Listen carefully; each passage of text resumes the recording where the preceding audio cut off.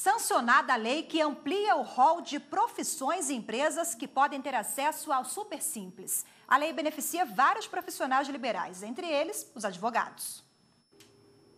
A lei cria uma nova tabela de serviços e alíquotas com vigência a partir do dia 1º de janeiro de 2015. Com isso, algumas mudanças vão acontecer na cobrança de imposto de microempresas e de profissionais autônomos, como advogados e microsociedades de serviços advocatícios. Algumas empresas que antes não podiam optar pelo Super Simples, com a mudança, poderão fazer isso. É o caso de produtoras de refrigerantes e águas saborizadas gaseificadas. A nova lei vai ainda reduzir a burocracia através da implantação de um cadastro único de empresas. O advogado que ganha até R$180 mil por ano, antes teria que pagar 17% de imposto.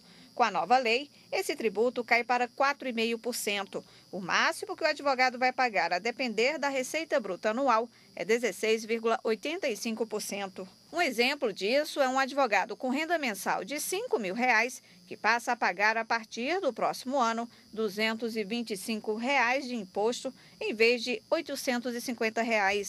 Com o acesso geral ao novo regime de registro, 142 serviços decorrentes de atividade intelectual, técnica, científica e desportiva poderão fazer parte do Super Simples. Além da advocacia, a medicina, a odontologia e profissionais da comunicação também serão beneficiados. Com a lei, 450 mil empresas com faturamento de até R$3.600.000 por ano serão beneficiadas, incentivando novos microempreendedores. E para falar um pouco mais sobre as mudanças trazidas com essa nova lei, eu recebo aqui no estúdio o advogado tributarista Rodolfo Tamanarra. Boa tarde, doutor Rodolfo. Boa tarde, obrigado pela participação. Eu que agradeço pelo convite. Eu queria que o senhor começasse explicando quais são as principais mudanças trazidas com a nova lei. Me parece que a grande alteração, com a sanção dessa lei complementar foi exatamente contemplar uma série de profissionais do setor de serviço que antes não podiam se valer dos benefícios trazidos pelo Estatuto da Microempresa e da Empresa de Pequeno Porte. Então, se a gente analisar a Lei Complementar 123, que é o Estatuto, ele possibilita, por exemplo, que haja um recolhimento simplificado dos tributos. Então, em vez de você recolher para cada esfera governamental um tributo específico, você consegue, num único documento, fazer esse recolhimento. Isso é algo que agora os advogados também podem fazer uso.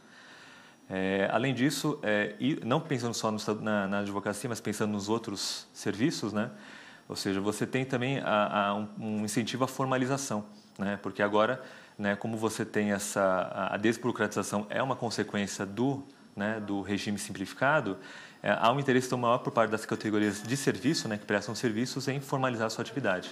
Agora, parece que pelo menos 90% dos escritórios advocatícios de todo o país serão beneficiados, é isso? Isso é verdade, porque quando a gente pensa nas balizas que a lei complementar trouxe, ou seja, a microempresa é aquela que fatura até R$360 mil por ano, e a empresa de pequeno porte é aquela que fatura até R$3.500.000. Essa, pelo levantamento feito pela OAB, representa exatamente 90% das sociedades de advogados.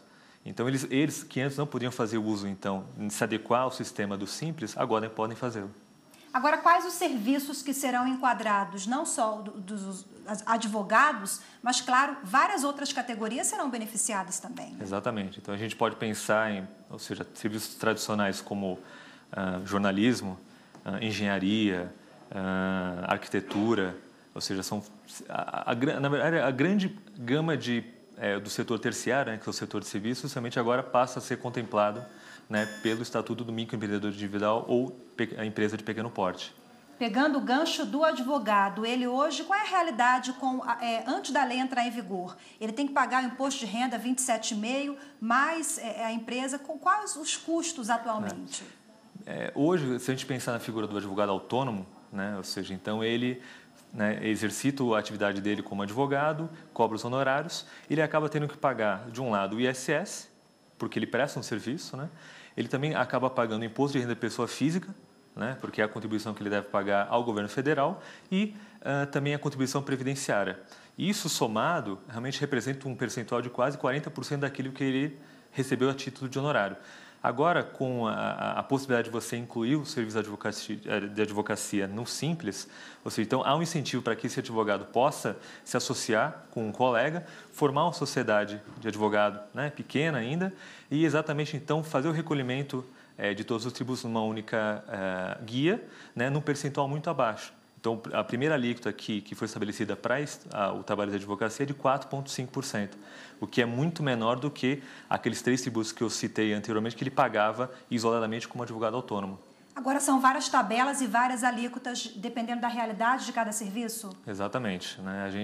Quais são elas? Né, essa lei complementar que foi sancionada ontem pela presidenta, ela ampliou, né, então, a gama de serviços que estão contemplados, e você teve alguns serviços, por exemplo, a fisioterapia, né, e o serviço de corretagem, né, de seguros, que já estavam previstos no Simples, eles foram reenquadrados e tiveram uma alíquota menor a partir de agora. E serviços que não estavam contemplados no Simples passaram a ser integrados. Por isso, da existência dessas tabelas. Né? Então, você tem algumas tabelas que, dependendo do tipo de serviço que está previsto na lei, ele se enquadra naquela tabela e vai recolher as alíquotas, né, previstas lá. Uma última pergunta para finalizar. A lei entra em vigor a partir do ano que vem e o advogado que quiser se enquadrar deve optar em novembro? Isso, ele tem até no final de novembro até dezembro para optar, né, a partir daquela opção que ele tomar, ele vai recolher, né, os tributos do Simples para o ano inteiro. Ok, Rodolfo Tamanar, obrigado pela participação conosco. Eu que agradeço.